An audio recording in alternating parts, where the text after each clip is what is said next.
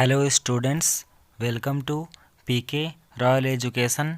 तो आज हम लोग आपके क्लास 10th की यूपी बोर्ड इंग्लिश के सप्लीमेंट्री रीडर में चैप्टर नंबर 7 जिसका नाम है द नेकलेस, इस चैप्टर के शॉर्ट आंसर को कवर करते हैं। तो स्टूडेंट्स, इस तरह से हम आपके क्वेश्चन नंबर फर्स्ट पर आते हैं, जो कि लिखा हुआ है fight Matilda borrowed the necklace, यानी जो मटिल्डा होती है वह उस नेकलेस को उधार क्यों लेती है, उस माला को उधार क्यों लेती है।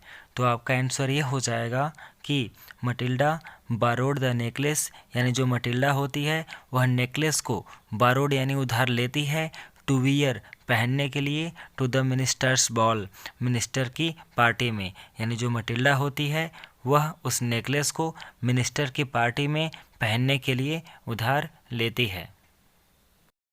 इस तरह से आपके क्वेश्चन नंबर 2 पे आते हैं, जो कि लिखा हुआ है how the necklace becomes a big problem for her, यानी जो नेकलेस होता है वह मटिल्डा के लिए एक सबसे बड़ी समस्या बन जाता है।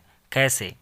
तो आपका आंसर इस प्रकार है कि the necklace becomes a big problem for her, यानी जो नेकलेस होता है वह मटिल्डा के लिए एक बहुत बड़ी समस्या बन जाता है।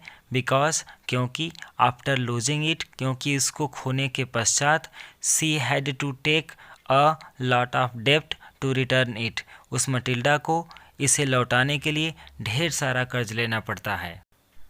यानी ये कह सकते हैं कि जो नेकलेस होता है वह मटिल्डा के लिए एक सबसे बड़ी समस्या बन जाता है, क्योंकि इसको खोने के पश्चात मटिल्डा को इसे लौटाने हेतु ढेर सारा कर्ज लेना पड़ता है। तो चलिए, इस तरह से अब आपके क्वेश्चन नंबर 3 पे आते हैं, जो कि लिखा हुआ है why did she always get angry with her husband, यानी जो मटिल्डा होती है वह अपने पति से हमेशा क्रोधित क्यों हो जाती है। तो आपका आंसर है Matilda always got angry with her husband, यानी जो मटिल्डा होती है वह हमेशा अपने पति से क्रोधित हो जाती है। बिकॉज क्योंकि he was a petty clerk, क्योंकि उसका जो पति होता है वह एक मामूली क्लर्क होता है। And could not arrange good clothes and jewelleries for her, और वह उस मटिल्डा के लिए अच्छे कपड़े और गहने अरेंज नहीं कर पाता है। यानी मटिल्डा अपने पति से हमेशा क्रोधित रहती थी, क्योंकि उसका पति एक मामूली क्लर्क था और वह मटिल्डा के लिए अच्छे कपड़े और गहने इकट्ठा नहीं कर पाता था, व्यवस्था नहीं कर पाता था।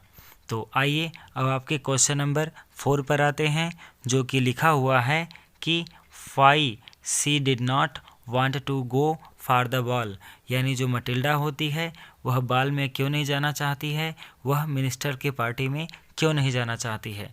तो आपका आंसर इस प्रकार होगा कि she did not want to go to the ball, यानी जो मटिल्डा होती है वह मिनिस्टर के पार्टी में यानी बाल में नहीं जाना चाहती। बिकॉज क्योंकि सी had no beautiful clothes and jewelleries, क्योंकि उसके पास अच्छे कपड़े, सुंदर कपड़े और गहने नहीं थे। यानी जो मटिल्डा होती है वह मिनिस्टर की पार्टी में नहीं जाना चाहती, क्योंकि उसके पास सुंदर कपड़े और गहने नहीं थे। इस तरह से आपके क्वेश्चन नंबर 5 पर आते हैं, जो कि इस प्रकार है how did her husband arrange money for her dress, यानी जो मटिल्डा का पति होता है उसके ड्रेस के लिए पैसे की व्यवस्था कैसे करता है। तो आंसर इस प्रकार है for Matilda's dress her husband use the money that he saved to buy a gun, यानी मटिल्डा के ड्रेस के लिए उसका जो पति होता है उस पैसे का प्रयोग करता है जिसे वह एक बंदूक खरीदने के लिए बचाकर रखा होता है। तो इस तरह से आपके क्वेश्चन नंबर 6 पर आते हैं। Why did madam Loisel leave the ball in a hurry, यानी जो मैडम लॉसेल होती हैं वह बाल को यानी पार्टी को जल्दबाजी में क्यों छोड़ देती हैं, जल्दबाजी में छोड़कर क्यों चली जाती हैं। तो आपका आंसर इस प्रकार होगा कि madam Loisel left the ball in a hurry, यानी जो मैडम लॉसेल होती हैं वह उस पार्टी को जल्दबाजी में छोड़कर चली जाती हैं। In order not to be noticed by the women, ताकि वह उन महिलाओं की नज़र में न आ सकें हु जो were wrapping themselves in a rich fur, जो कि स्वयं को एक रोएदार साल में अच्छे साल में लपेटे हुए थीं, यानी रोएदार और महंगे शॉल ओढ़े हुए थीं।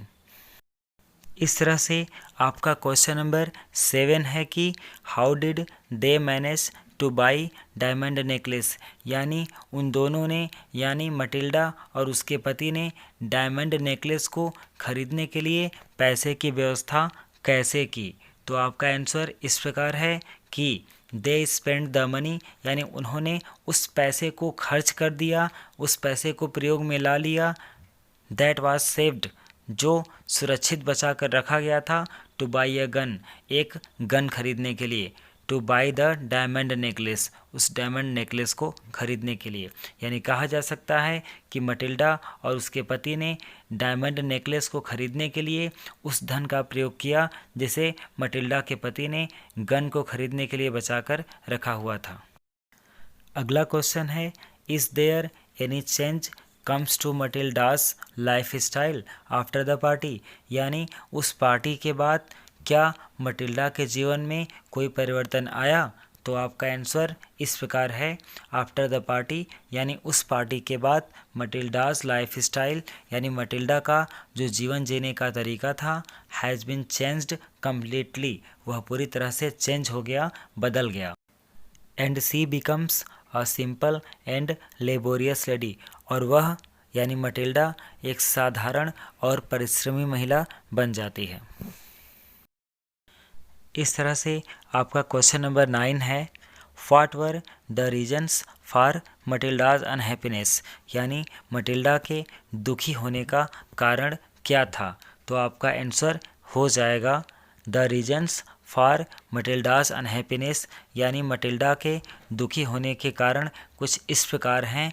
दैट की she was born into a family of clerks, यानी उसका जन्म क्लर्क के परिवार में हुआ था, क्लर्कों के परिवार में हुआ था।